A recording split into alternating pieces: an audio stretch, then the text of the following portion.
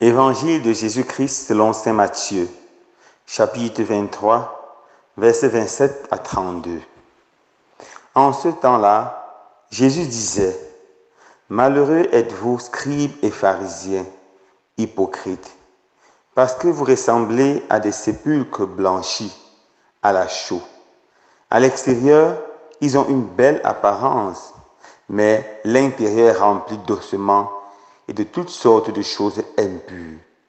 C'est ainsi que vous, à l'extérieur, pour les gens, vous avez l'apparence d'hommes justes, mais à l'intérieur, vous êtes pleins d'hypocrisie et de mal. Malheureux êtes-vous, scribes et pharisiens, hypocrites, parce que vous bâtissez les sépulcres des prophètes, vous décorez les tombeaux des justes, et vous dites, si nous avions vécu à l'époque de nos pères, nous n'aurions pas été leurs complices pour verser le sang des prophètes. Ainsi, vous témoignerez contre vous-même. Vous êtes bien les fils de ceux qui ont assassiné les prophètes. Vous donc, mettez le comble à la mesure de vos pères. Acclamons la parole de Dieu. Louange à toi, Seigneur Jésus. Frères et sœurs bien-aimés, aujourd'hui, Jésus conclut son discours sur la condamnation des scribes et des pharisiens. Jésus leur dit encore en ce jour, « Malheureux êtes-vous, scribes et pharisiens, hypocrites. Vous ressemblez à des tombeaux blanchis. » En Palestine antique, les tombeaux étaient quelque chose de terrible, car la loi juive interdisait de toucher un tombeau. Lorsqu'on touchait un tombeau, on était impur pendant 7 jours. Alors, pour éviter que les gens touchent un tombeau et restent impurs, il était ordonné, commandé de blanchir les tombeaux à la chaux. Et ces tombeaux avaient une très belle apparence. Un peu comme nous voyons dans nos villages, où les tombeaux sont souvent bien décorés, souvent même carrelés. Souvent, ce sont même des petits monuments qui sont faits sous forme de tombeaux. Jésus dit aux pharisiens, vous ressemblez à cela. À l'extérieur, vous brillez, mais à l'intérieur, vous êtes remplis de pourriture, d'ossements et de tout ce qu'il y a d'impur. C'est comme ça que vous êtes scribes et pharisiens. Ici, Jésus met en garde puissamment les chrétiens, spécialement les leaders religieux, contre ce que nous pouvons appeler la duplicité. Et la duplicité apparaît dans la vie de, premièrement, celui qui veut se faire apprécier, applaudir par les autres. Devant les autres, l'hypocrite fait le saint. Il est apparemment l'homme le plus heureux, le plus sérieux du monde, l'homme le plus bon du monde, l'homme le plus pieux du monde, l'homme qui prie plus que tous les autres. Mais, en réalité, il est très loin de cela. Son cœur est rempli de méchanceté, rempli du désir d'être apprécié et applaudi. Mais aussi, la société peut fabriquer les hypocrites. La société peut seulement se contenter d'applaudir l'apparence. Et les gens vont commencer à cultiver ce que nous appelons le culte de l'apparence. Ils ne vont pas s'intéresser à ce qui est le culte de l'authenticité, mais développer le culte de l'apparence. Apparaître bon, apparaître généreux.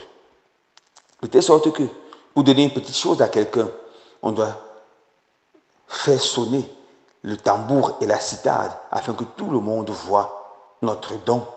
C'est ça le culte de l'apparence. Il faut faire une prière, faire tout le monde regarder comment nous prions, ou montrer aux gens que nous sommes pieux et religieux. C'est ça encore, frères et sœurs bien-aimés, le culte de l'apparence. Faire une petite bonne œuvre, la rendre publique, même sur les réseaux sociaux, sur les médias. C'est ça le culte de l'apparence.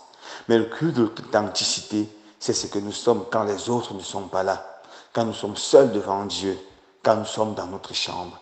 Et c'est ça qui intéresse notre Seigneur. C'est ça qui intéresse le Seigneur Jésus.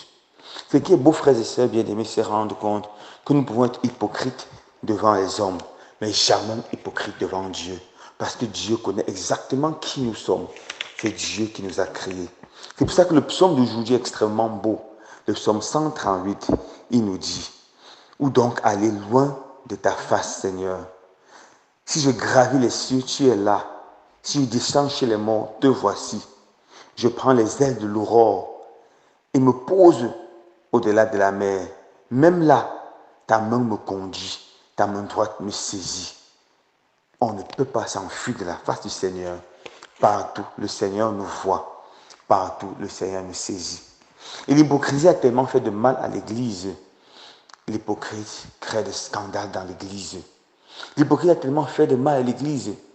L'hypocrite détruit la foi des faibles et la foi des fragiles. Que je nous donne la grâce de ne pas être hypocrite, d'être des chrétiens authentiques. Permettez-moi de conclure avec cette histoire un peu amusante, mais qui montre à quel point l'hypocrisie peut détruire. C'est l'histoire d'un prêtre qui était un jour dans son bureau en train de travailler aux environs de 21 heures et son téléphone sonne. Alors, il décroche, c'est un de ses paroissiens qui l'appelle. « Mon père, je vous en prie, ma mère est en train de mourir.